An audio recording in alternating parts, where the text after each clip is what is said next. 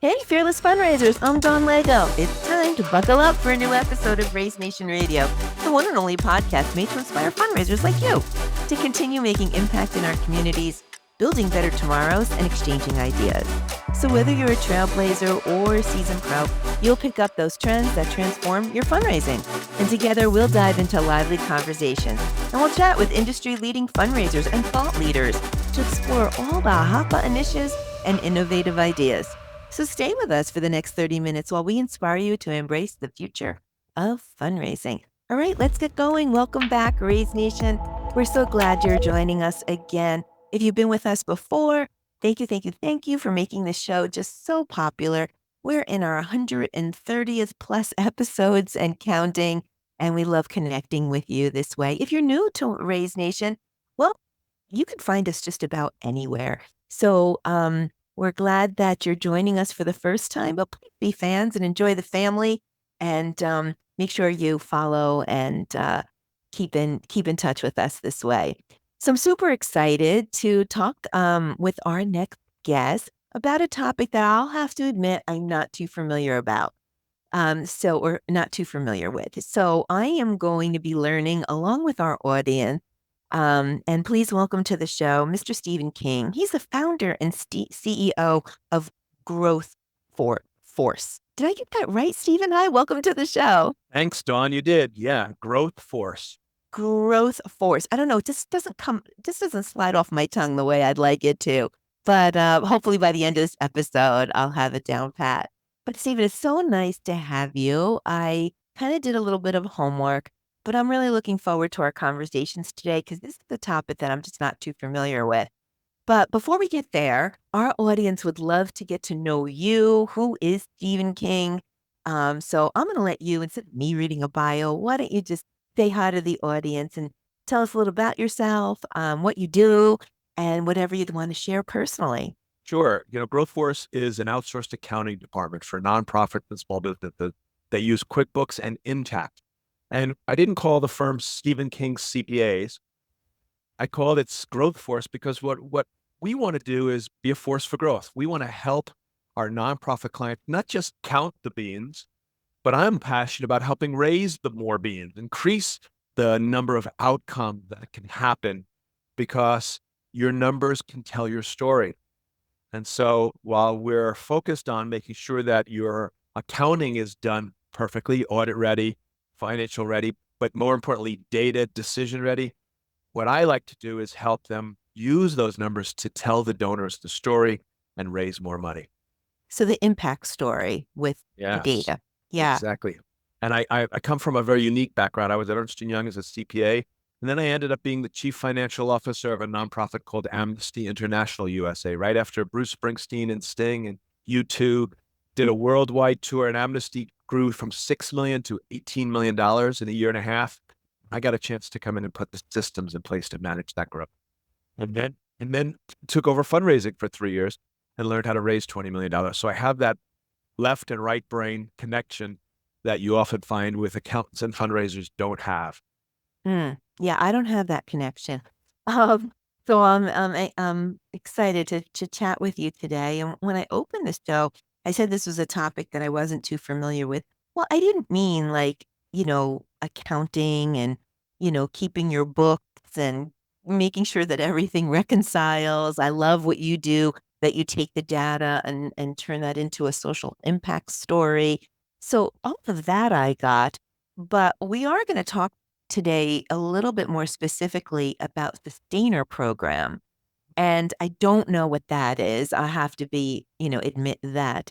So can you explain the Sustainer program and why nonprofits should be interested in what that is? I know I'm interested in what that is. Sure, yeah, I'm passionate about this because I think it really solves a lot of problems for organizations that have cash flow problems. First off, start with why. Why is this crucial for a nonprofit right now? According to Charities Aid Foundation of America, there is a 70% increase in demand for funding, and 68% of nonprofits are facing a decrease in funding. So just at the very time that there's more need than ever, we're finding a lot of organizations struggle. And coming into an election year, it's not, where there's a lot of fear that it's going to get worse. What a sustainer program is, or a monthly giving program, it's simply donors commit an amount they will pay automatically every month, preferably through a debit to the ACH card or a credit card payment. And that commitment is open-ended. It's ongoing. It's not, when you have a time-bound monthly gift, like a capital campaign, I'm going to give you, $1,000 a month for a year. That's an installment gift. So it's not time-bound. It's open-ended. A donor chooses to give you an amount every month. And what it's not is a set it and forget it program. It doesn't work on autopilot. You have to invest and manage it. So but it's really valuable because it gives you an opportunity, number one, to connect more frequently with your donors. Every month, you have an opportunity to send them a cultivation, to send them an acknowledgement, to send them a stewardship report, create some connection with your donors, which we're always seeking. And you can count on those funds, which means when you're trying to pay payroll or decide whether or not to hire a new employee, you have the cash coming in every month to help you pay those bills. Okay. So I get it. I think this goes by a couple of different terms in the nonprofit space. So I'm familiar with donor programs described as recurring gift programs. So that we're talking about the same thing here. Exactly. Okay, got it. Yeah. So yes, of course, I agree then. Super crucial to nonprofits so that they're able to budget, predict, and just, well, I think the way you describe it best, sustain their mission and their impact. So, alrighty. So now there's the one-time donor and there's the recurring gift donor. Can we dive into that psychology, a little bit? As Yeah. to why we have those two different types of donor. I think if we understand that better, then we might be able to do a better job converting all donors to a recurring gift donor, or one-time donors into recurring gift donors. So let's dive into that psychology a little. Yeah, I'm not an expert on psychology, but I can speak to my experiences of 35 years serving nonprofits and as a donor myself. I think what most of us want to avoid is uncertainty, right? There's nothing worse than, getting a surprise bill. And what monthly donors like is the ability to make life easy and feel good with limited effort. So this is something where the donor can set it and forget it. The development team can't. You have to, again, build that connection with the donors.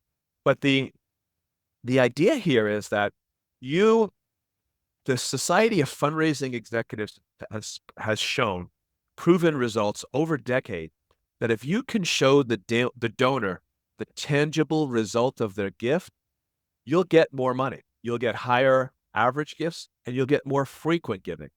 And so for sustainer donors, this is an opportunity to be able to repeatedly show the donor the tangible result of the gift. We do work with an organization called the Village Learning and Achievement Center in Kingwood, Texas. And they have a monthly giving sustainer program that you're able to fund a need. They provide services to help adults with intellectual and development disabilities in the Kingwood community live to their fullest potential, live an inclusive life. And so part of their program is to provide transportation to their vocational services.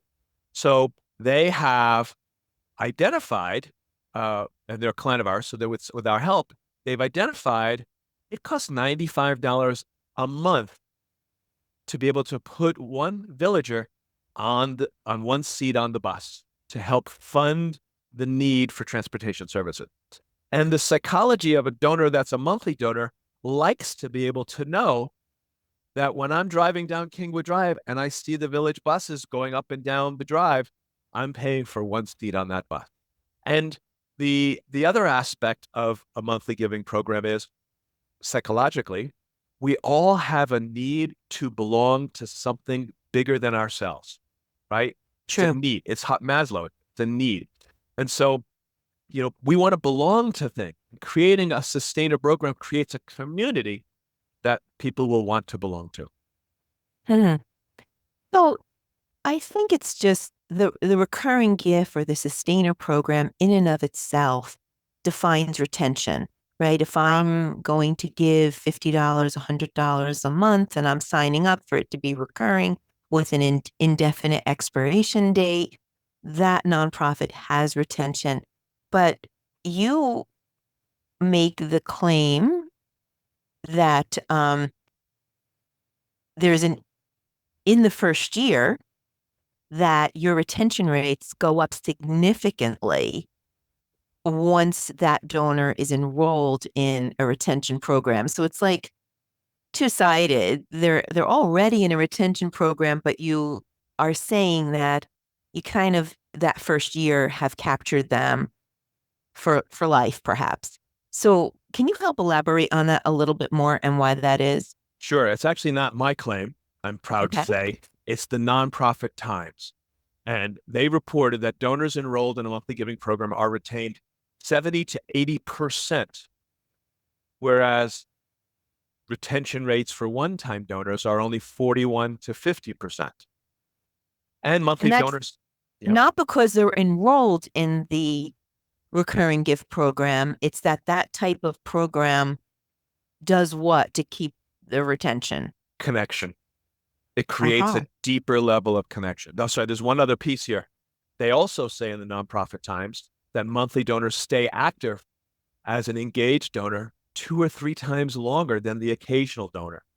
So that's pretty substantial ROI. And what it boosts donor retention because it creates a community of dedicated donors. It helps you to align your messaging in a strategic way that reinforces the return on investment that your donors are getting from their contribution. We as fundraisers are looking for ways to uncover what our donors' interests are, to create more of a connection with the donor and the organization, right? That's our number one goal. Find out what are they interested in and find ways to bring them closer to our mission. And if you offer a sustainer program, you want to create some benefit of being in that program. Like, for example, when when I was the director of development of Amnesty International, we created a Partners of Conscience program. So branding is the first step, right? You have to give this a name, make it something special.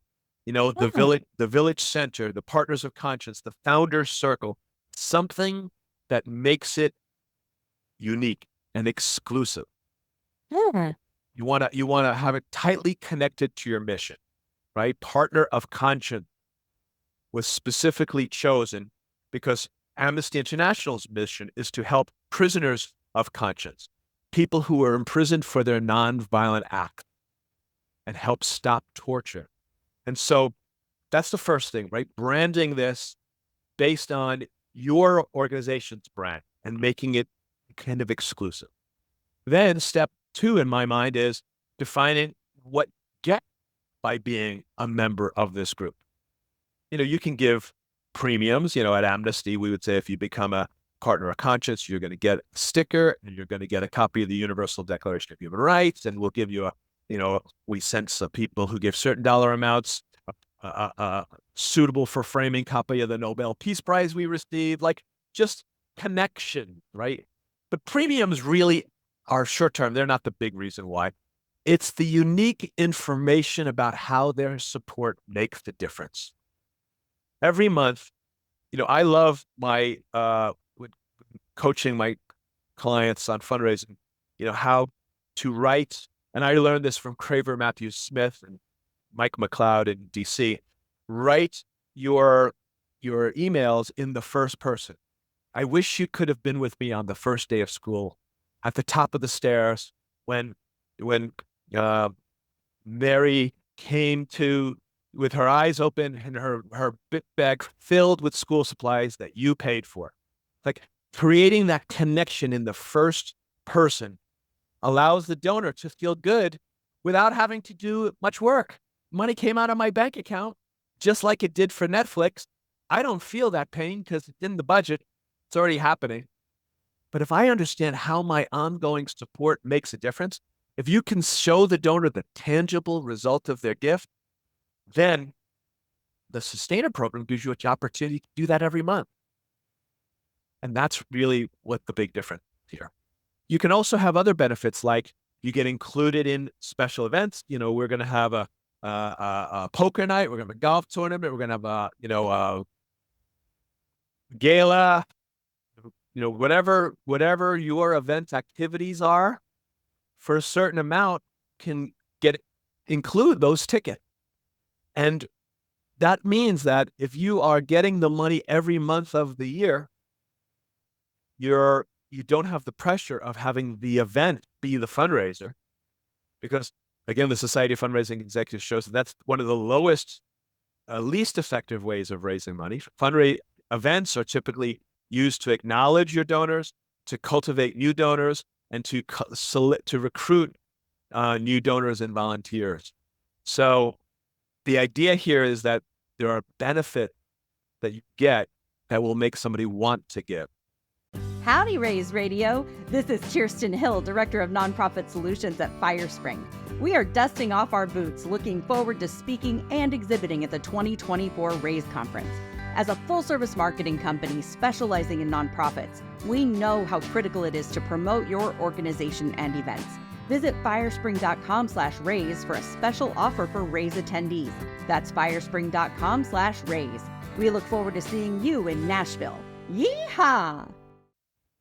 So I love what you're saying here. In a sustainer or recurring gift program, it sounds like every nonprofit should have a program, but a program is really not on your donation page to say, do you want to give monthly versus this one-time gift? You're talking about really developing a program, giving it a name, branding it, marketing it, and having people belong to something. It's not about the recurring $10, $50, $100, whatever that amount is. It's about the programming itself that makes it successful. Is that what I'm hearing? John, you're exactly right. That's probably the biggest mistake I see with clients is they set it and forget it. They put it on autopilot, right? That is not what this is about. This is your best donors. These are the ones that they're sustaining you, right? Yeah. And you want to have a communication strategy. You want to have a storyboard. You want to outline through your direct mail, if you're doing that, email, social media, what are the opportunities for including messaging about sustained giving? In preparation for our call, I went to the Village Learning Center's website just to see, because my wife Trish and I are monthly givers, and just to see how did they do it. And on their Donate Now button on the homepage, the form says, how much do you want to give? And then there's a drop down, and it defaults to recurring. Oh, it does? Wow. It defaults to recurring. Mm-hmm. Yeah, it's like, we want to give $10 a month. We give $100 a month, or we want to give $100 and you can change it to a one-time gift. But the idea there being that you want to be thinking about how to upsell the sustainer program through pop-ups when somebody makes a one-time gift, or giving them an option, a way to opt in at the bottom of your emails, But the key thing is the messaging. The messaging will attract the donors. You want to show, I'm going to repeat this one because it's the number one thing to take away. You want to show the donors the tangible results of the gift. Sally Struthers did it famously on late night television for $15 a day, for $15 a month, 82 cents a day. You can, whatever your mission is, feed families or help break the cycle of homelessness and abuse, or provide, veteran with wheelchair, like our Wheelchairs for Warrior client does. If you can show them that it costs $1,000 to do X. If you can give us $100 a month, we can do this for, somebody else. Okay, you're definitely, some light bulbs are going off here. So I think that part of your program is technology, right? You need the innovation, you need the tools to make this streamlined. But so that's kind of a given, right? You have to be able to donate, pick the amount, make it recurring, the software behind the scenes, give you the report, all of that stuff. That's kind of like just baseline. That's where you start. But you're really, I guess I was remiss in thinking that all nonprofits have a recurring gift sustainer program because their software enables that feature, or their software should enable that feature. But you're saying, no, not all nonprofits have a recurring or sustainer program because they really, the steps to creating a successful program is more than that software. It is all of the belonging, connection, branding, impact, storytelling, month to month to month to month. So you have to be your own sustainer program. But as I'm going through that, it sounds like it's a lot of work because nonprofits, we know, limited resources, limited bandwidth, lots to think about, lots to do. Just their signature event themselves consumes all their time. So what advice do you have? Because I'm catching on with what you're saying. What advice though do you have for nonprofits that want to go beyond the software and have a really good recurring gift program? There's lots of challenges for them. So how do they implement this well? What advice do you have for them? Well, number one, it has to become someone's job, right? Okay. In their job description. And then you have to measure the results. Those two actions are linked. Okay. No, most people don't have the resources that they need, but they do have someone in the development team or the community engagement team who is responsible for helping to coordinate all the things that happen. The work with your clients, the events that you put on, the outreach that you do. And all you got to do is once a month, pick one and share it and let the donor know, because you are contributing $100 a month. We are able to, and then tell a story of what they're able to do. It's really not creating anything new, but repackaging the things you're already doing so that your donors know it. And then that work that you're cultivating, you are acknowledging your whatever stewardship, if you're reporting back to your major donors, right? Just package it for the sustainer donors. Think of them as your major donor. So you're already doing events. You're already having activities. People are taking pictures of your clients and celebrating your win. Now just share that with your monthly givers. Yeah. Okay. So to our audience that, I don't know, maybe they're on their Peloton right now or driving their kids to soccer and they thought they had a recurring program because they've got that little button on their software that says, do you want to give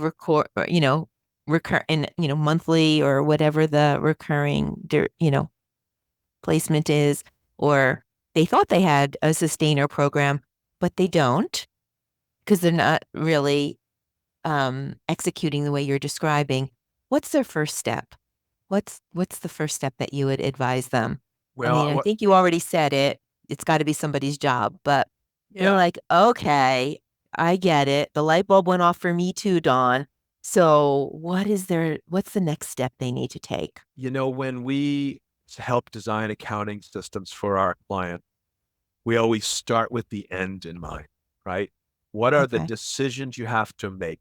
And one of the first decisions is, what metric do you want to track? And most of our clients, they're like, I don't know, everything. Well, part of our job is to know what you should be tracking. And for sustainers, Gino Wickman in his book Traction wrote, what management monitors gets done. And you can't manage. Wait, let's say that again. What was that? What management monitors gets done.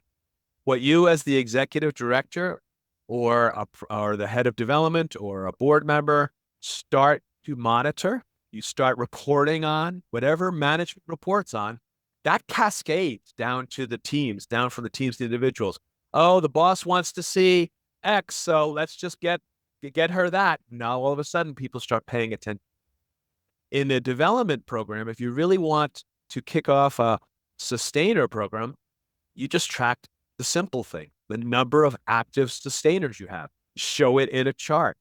Show the average monthly donation. How much do you get from each of those donors? The number of months that they're a donor and the attrition that you have. Those are the kinds of things that if you want to be serious about improving your cash flow, just start tracking it. And all of a sudden, the team will start saying, all right, well, how do we increase this number? How do we increase the number of active donors and active sustainers? And that will get done. Got it. You know what I'm finding very unique? So I want to talk about GrowthForce a little bit. Okay. Notice that slipped off my tongue a little bit better that time. This is very unique because when I think of, CPA, accounting, I really do think of spreadsheets and numbers and, 1 + 1 = 2 and reconciliation.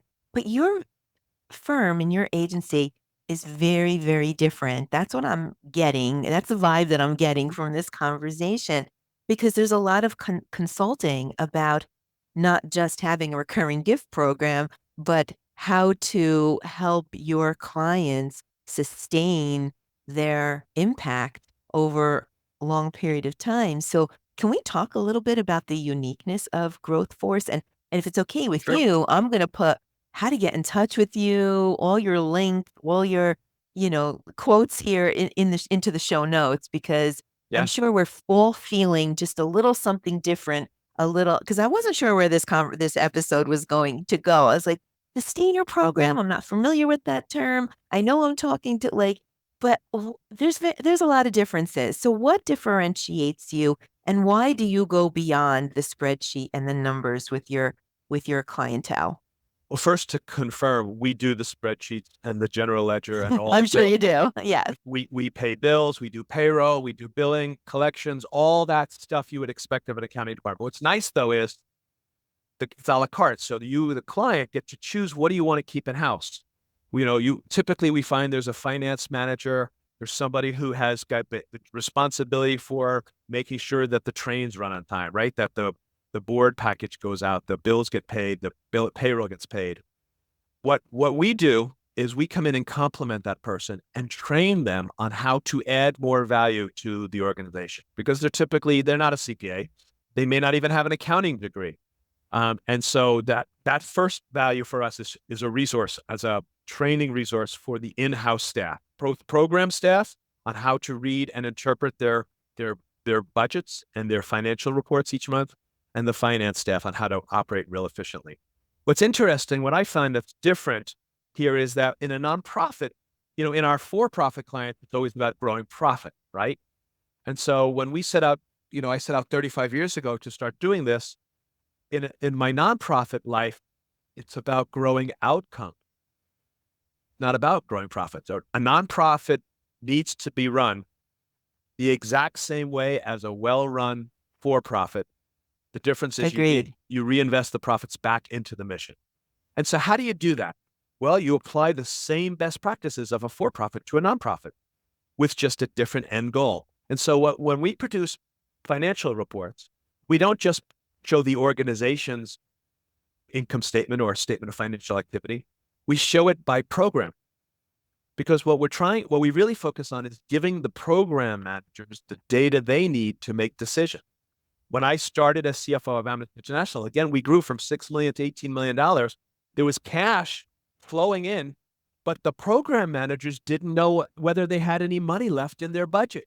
And so we weren't spending all that money because the people in the field in Boston and in San Francisco and in 7 cities across the country didn't have access to data at their fingertips. So what we do is provide you with a profit and loss by program versus the budget every single month.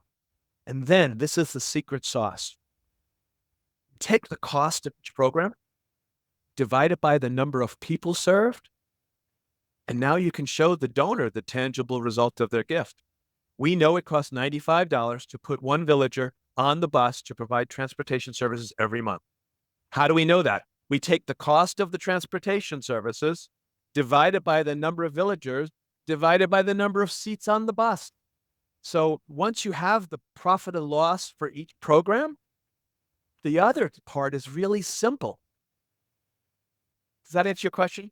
Yeah, it does. I mean, you go so beyond the spreadsheet, and I love the fact that you, aside from coaching on, as you call them, sustainer programs, you're also helping your clients create their social impact stories in rather than just delivering them a bunch of numbers and data, you're really, connecting the dots and delivering the story to them that they could use in multitude of ways.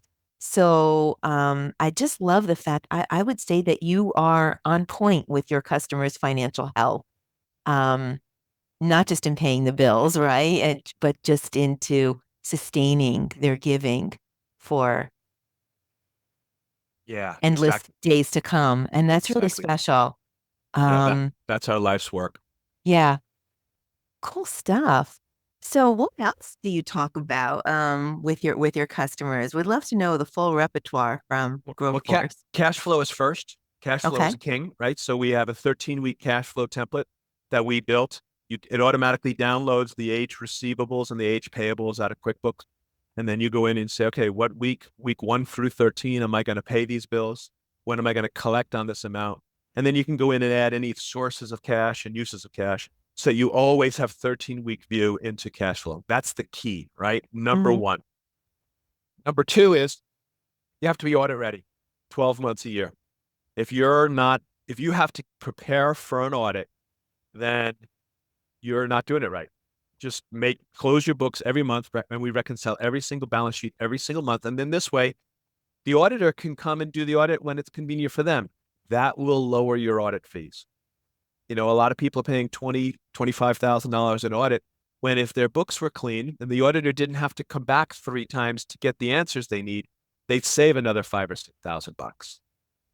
And then I think the other thing here is creating a report matrix. What information do your program managers need? What does the leadership team need? What does the executive director need? What does the finance committee and the board need? And then be intentional about giving to them. I see a lot of board packages where, it's 3 pages of detailed income statement, budget versus actual. And, I've been a board member of many boards. When you're sitting there for an hour and a half, you have to justify your existence, right? Why? I need to contribute somehow. So you'll look for something to ask. Hey, why did your technology costs go up by 20 grand? Is there any problems here with servers or something we need to talk about? Next thing you know, the board's talking about operations. What you want to give them is trends. You want to show them direction of the critical drivers of success. And the finance committee, they need that full detailed line item detail and more. But the board, I would be careful about what you give them so that you're driving their attention to the things you need their help with. Strategically, which of the programs impact the mission the most?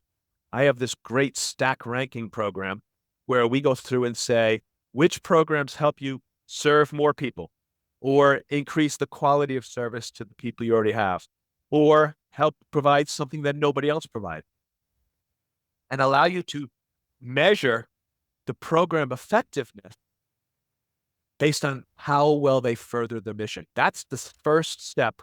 Which of my programs further the mission the most? And then what are the economics? And then I can go to a donor and say, help me further this one because it's the best. Even you are a breath of fresh air. We've never had, truthfully, an agency or a firm like yours on Raise Nation Radio. I wasn't sure where this conversation was going to go because I was like, okay, well, numbers are pretty black and white.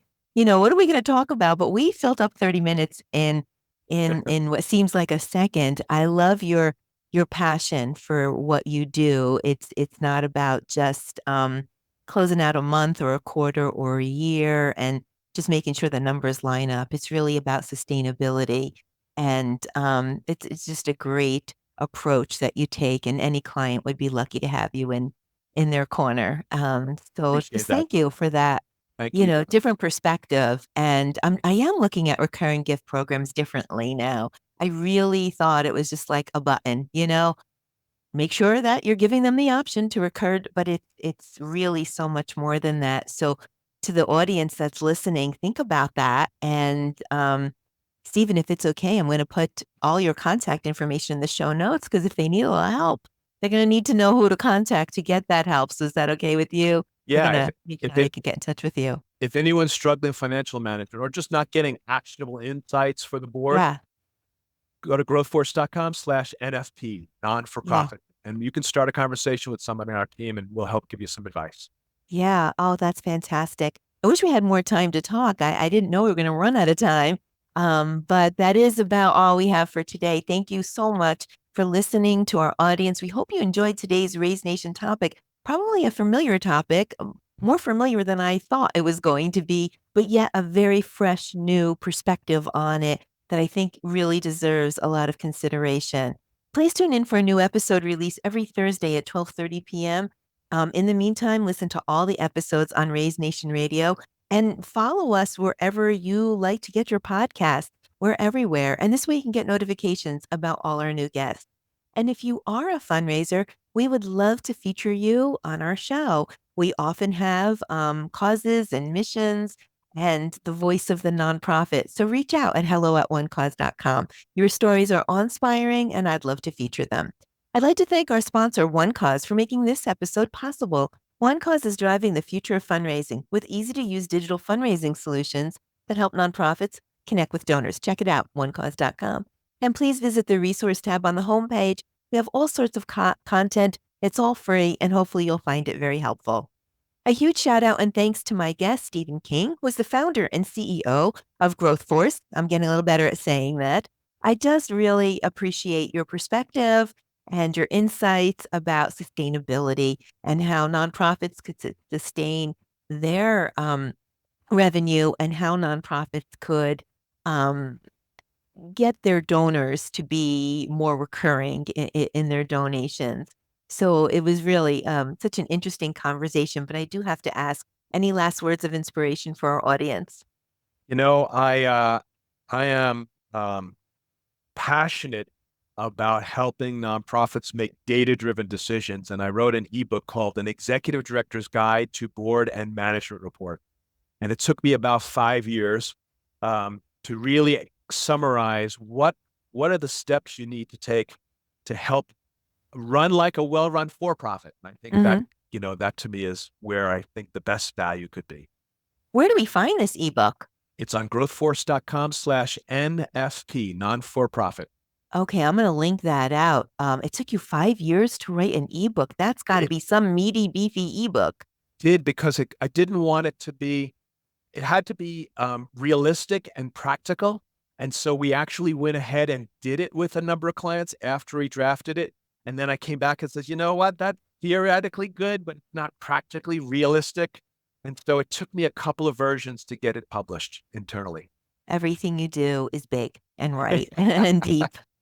Yeah, well, I'm going to be looking for that ebook for sure. And I love that your everything you share is actionable. And so you use that word a couple of times. And I know our audience appreciates that so much. They don't want to be told what to do. They want to be shown, what to do. What is that? Give a man a fish, he eats for a day. Teach a man to fish, and he eats for a lifetime. I think that's a good slogan for you, because you're really just so actionable and passionate about it. Thank you, Stephen, so much for joining us today. Thank you, Dawn. I appreciate you. That is a wrap. Until next time, I'm Dawn Lego. This is Raise Nation Radio. You stay fearless out there.